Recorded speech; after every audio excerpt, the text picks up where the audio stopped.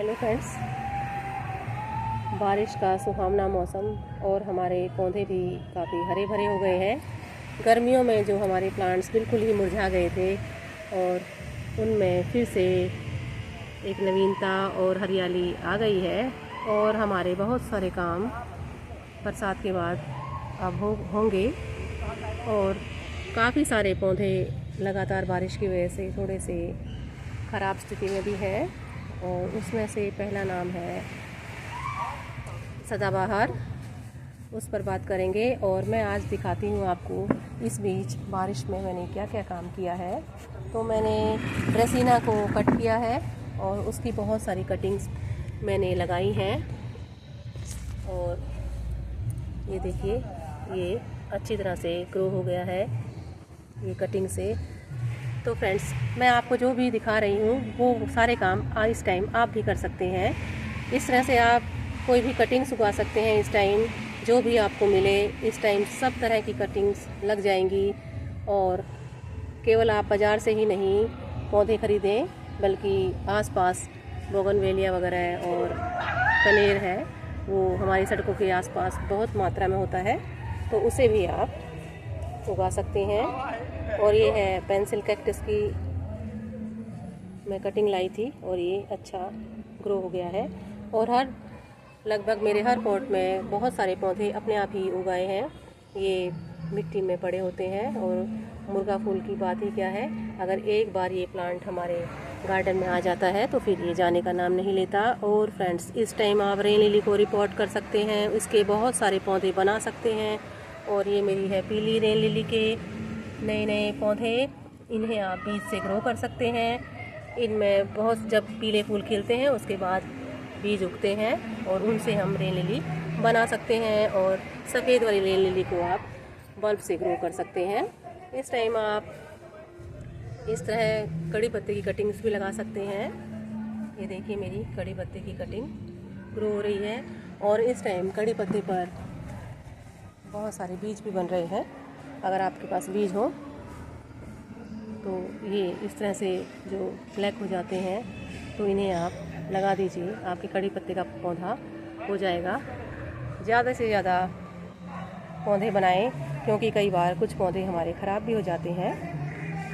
तो इसलिए ज़्यादा पौधे होंगे तो हमारे पास भी ज़्यादा रहेंगे और हम कुछ पौधे जो हमसे मांगे उनसे हमें दे भी सकते हैं। इस बार मैंने सदाबहार पर अभी काम किया है और जितनी भी बहुत ज़्यादा बारिश से इसकी टहनियाँ काफ़ी गल गई हैं, सूख गई हैं और बहुत ज़्यादा मात्रा में मेरे पास सदाबहार हो गया था। मैंने इसे इस टाइम अभी उखाड़ा है।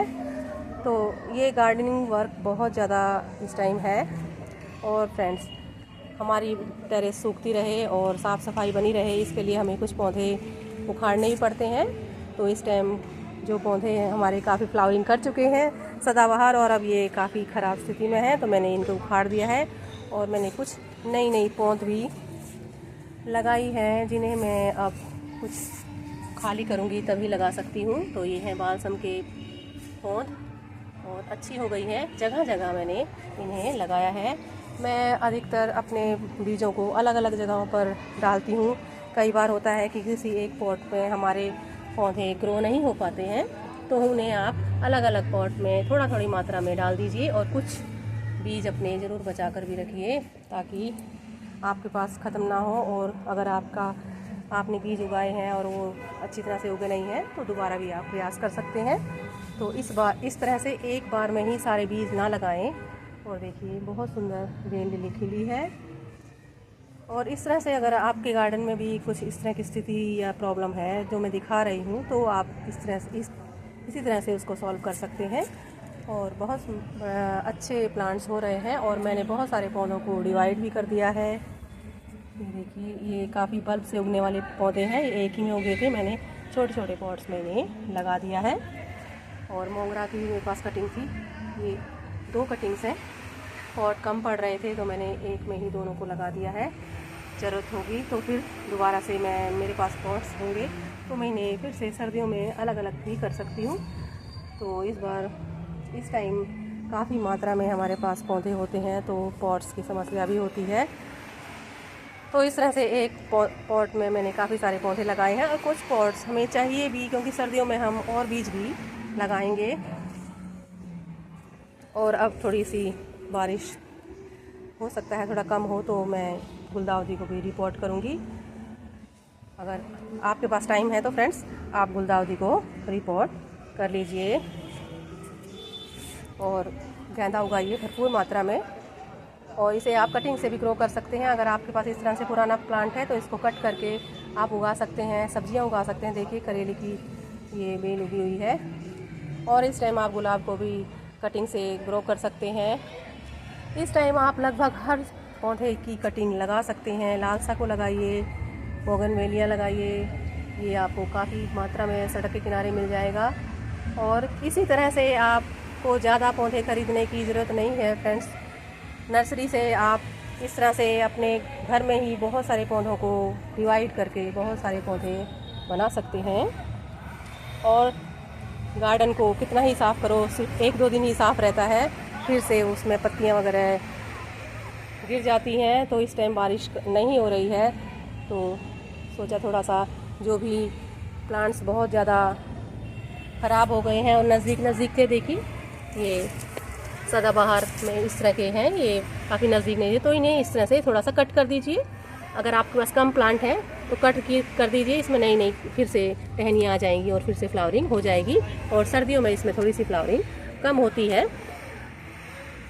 और फ्रेंड्स आप कोलियस को डिवाइड कर सकते हैं। इस टाइम बहुत ही सुंदर पत्तियों वाला एक पौधा होता है, इसे आप डिवाइड कीजिए और नए इसके प्लांट्स बनाइए और भरपूर हरियाली अपने गार्डन में आप इस टाइम ला सकते हैं। और देखिए सुंदर सी हरियाली, रंग बिरंगी पत्तियाँ। ये ज़्यादा महंगे पौधे नहीं हैं पर खूबसूरती लाजवाब। तो फ्रेंड्स इस तरह से डिवाइड कीजिए, नई पौध लगाइए। और इस टाइम आप जेड प्लांट को भी डिवाइड कर सकते हैं, इसके भी नई आप इसको किसी भी छोटी सी बोतल्स में या इसी तरह के कोई आपके पास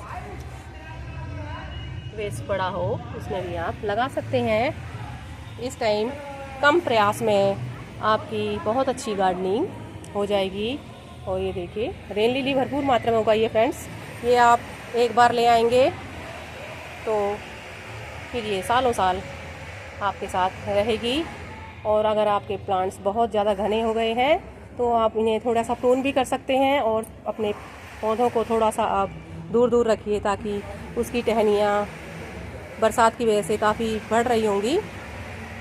और दूर रखेंगे तो आपकी टेरेस भी सूखती रहेगी, ये भी ज़रूरी है।